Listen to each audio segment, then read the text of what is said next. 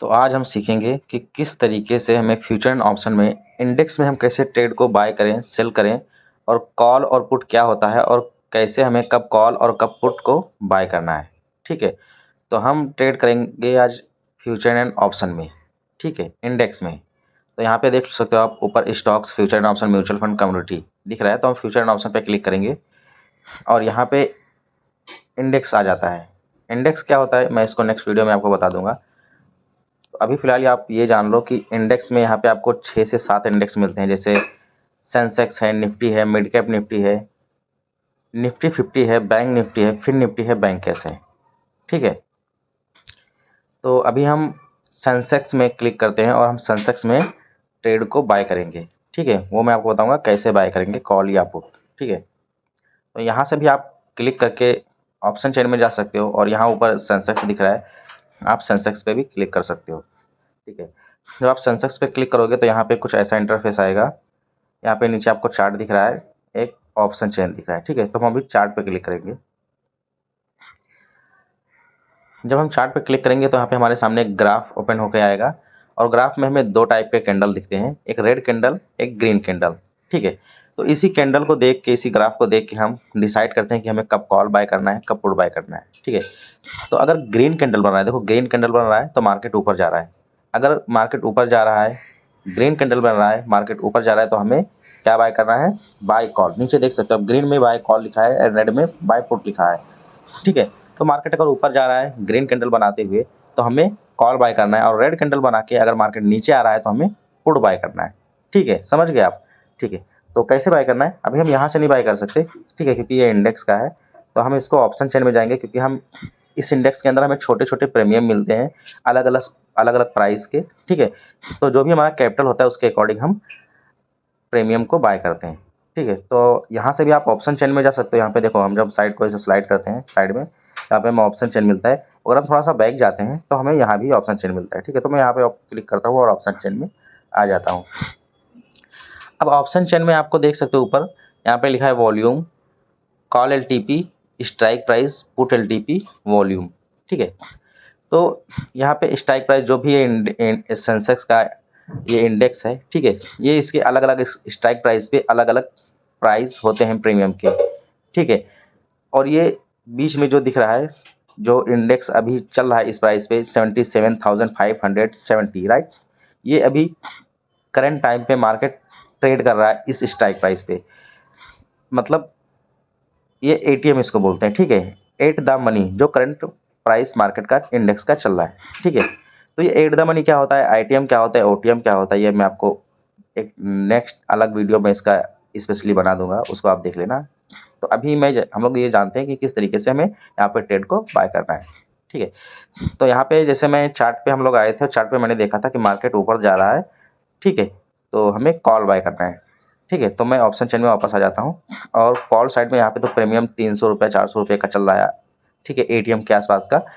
लेकिन हमारे पास इतना पैसे नहीं है, हमारे पास बहुत कम फंड है, तो हम कोई छोटा मोटा प्रीमियम बाय करके देखेंगे। ठीक है, तो मैं स्क्रॉल अप करूँगा, जैसे मैं स्क्रॉल इसको ऊपर साइड स्क्रॉल करूँगा तो नीचे साइड जब आऊँगा तो यहाँ पे देखो 15 रुपया, 13 रुपया, 12 रुपया, 10 रुपया, जिस तरीके से मैं नीचे आता जाता हूँ वैसे प्रीमियम सस्ता मुझे मिलता जाता है। ठीक है, कॉल साइड में देख सकते हो यहाँ पे लिखा है कॉल एलटीपी, तो इसके नीचे वाले सारे इसके कॉल के ट्रेड हैं, और यहाँ पे लिखा है पुट एलटीपी, तो हमें जब पुट बाय करना होगा तो हम इसके नीचे वाला सारा ट्रेड ले सकते हैं, कोई भी पुट का, जो भी फंड हम अपने फंड के अकॉर्डिंग प्राइस हम चूज कर सकते हैं। ठीक है, तो हमें कॉल का सस्ता प्रीमियम चाहिए था, इसलिए मैंने स्क्रॉल अप किया और नीचे हमें सस्ता वाला प्रीमियम 1 रुपया, 2 रुपया, 3 रुपया, ठीक है, ऐसा प्रीमियम मिल जाता है। अगर मैं पुट का प्रीमियम लेना चाहता हूँ, पुट में कोई सस्ता प्रीमियम, तो हमें स्क्रॉल डाउन करना पड़ेगा। तो स्क्रॉल डाउन जैसे करूँगा तो पुट का प्रीमियम सस्ता वाला हमें ऊपर साइड में मिलेगा।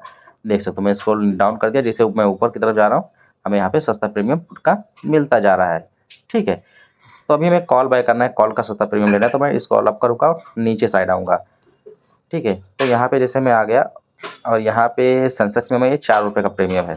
ठीक है, यहाँ पे 81,000 स्ट्राइक प्राइस देख सकते हो, स्ट्राइक प्राइस इसके नीचे स्ट्राइक प्राइस 81,000 का कॉल, समझ गए। सेंसेक्स में स्ट्राइक प्राइस 81,000 का मैं कॉल ले रहा हूँ, तो यहाँ पे मैंने सिलेक्ट कर दिया, जिसका प्राइस चल रहा है 4.50, मतलब 4 रुपया 50 पैसा चल रहा है। तो आप जो जब ट्रेड पे यहाँ पे अब आप क्लिक करते हो ना, यहाँ पे उस देख सकते हो 81,000 को मैंने लिया था ना, राइट। ठीक है, तो मैं वापस से 81,000 पे आ गया ना या वहाँ पे 81,000 का स्ट्राइक प्राइस पे जब मैं यहाँ पे 4.50 चल रहा है प्रीमियम, इस पे मैं क्लिक करूँगा तो कुछ ऐसा इंटरफेस आ जाएगा।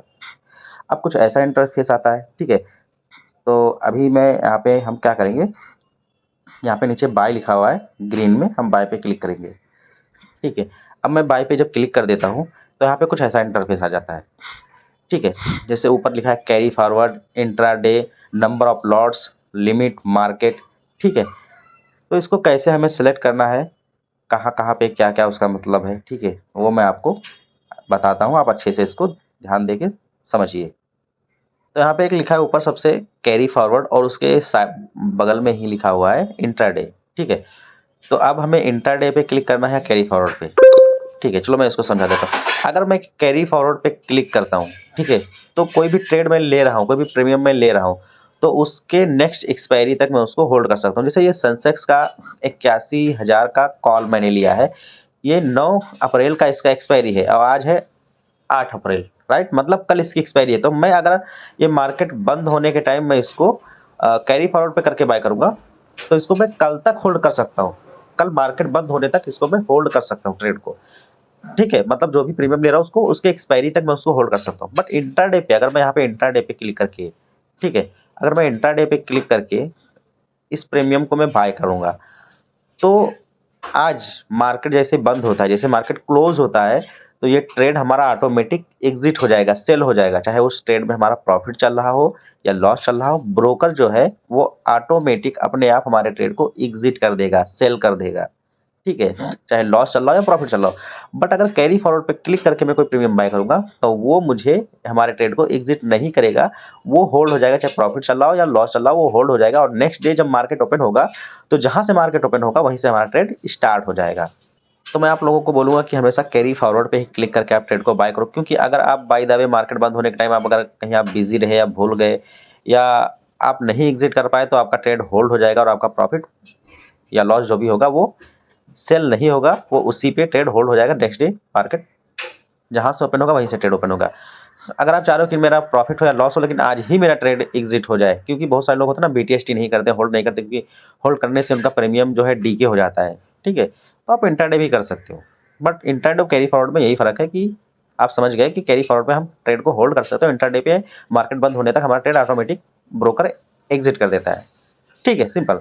अब यहाँ पे नंबर ऑफ लॉट्स है, तो नंबर ऑफ लॉट्स में आप मिनिमम मिनिमम आप 1 लॉट्स आपको लेना पड़ेगा, 1 लॉट से कम नहीं ले सकते हो और मैक्सिमम आप कितना भी लॉट्स लो। बट अलग-अलग इंडेक्स होते हैं ना, उन सारे इंडेक्स के अलग-अलग क्वांटिटी होते हैं। जैसे सेंसेक्स है, सेंसेक्स का 1 लॉट का क्वांटिटी 20 है, ठीक है। मैं फॉर एग्जांपल बता दूँ क्वांटिटी क्या होता है। जैसे मैं आपको बोलूँ कि 1 दर्जन केला ले आओ, ठीक है, 1 दर्जन बनाना ले आओ, तो आप क्या समझे, मतलब कि आपको 12 केले लाने हैं, राइट।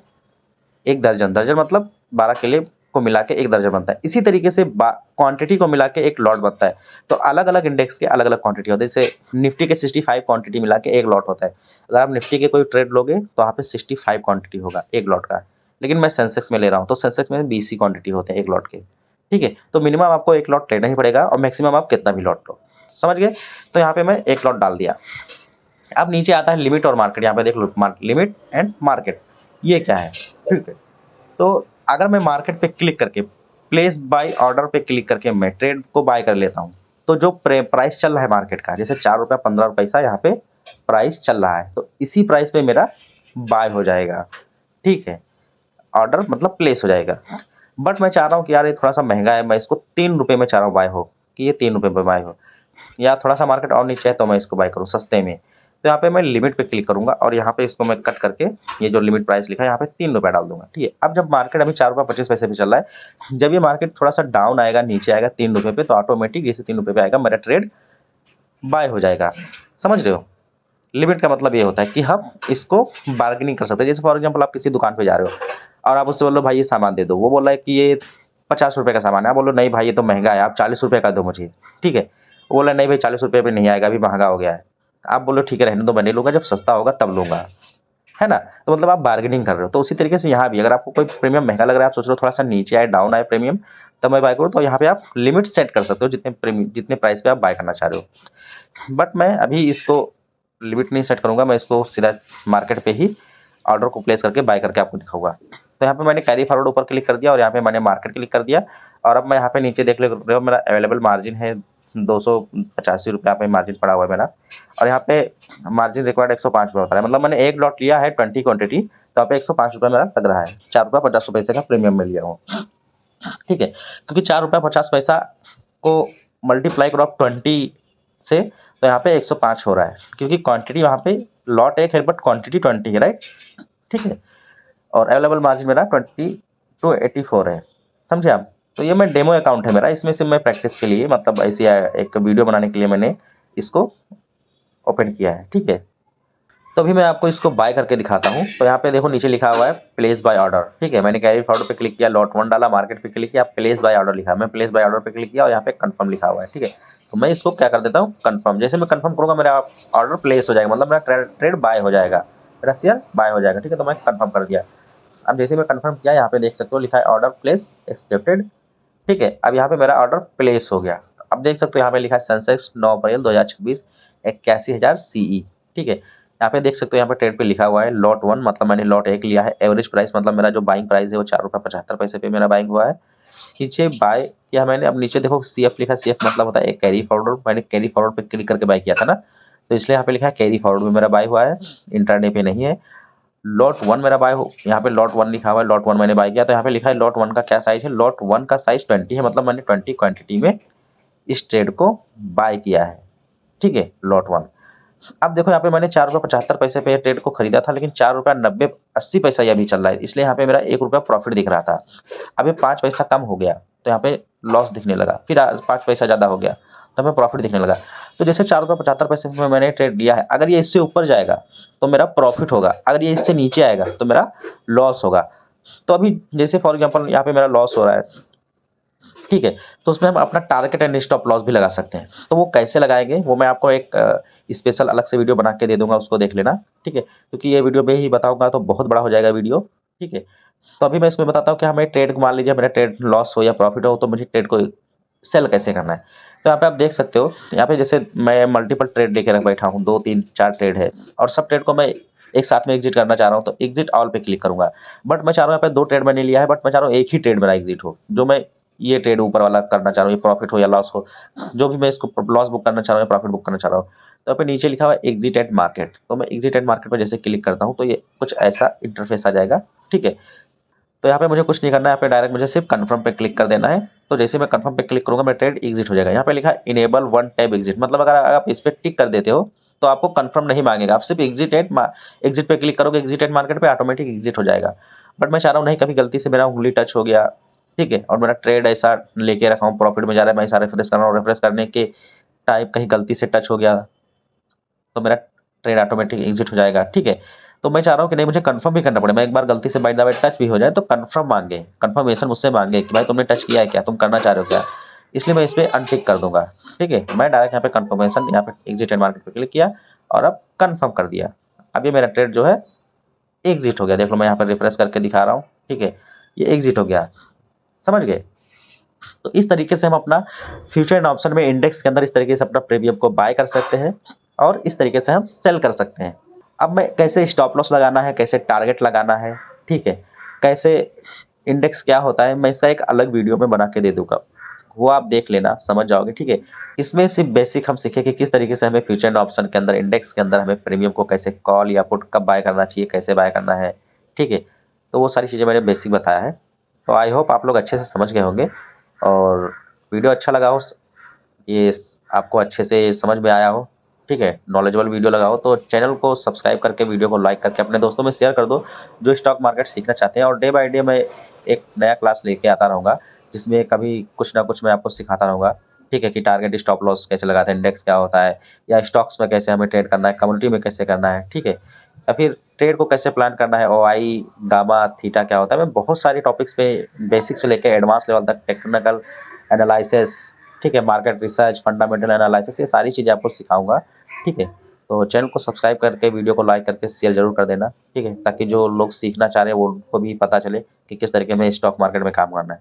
Thank you.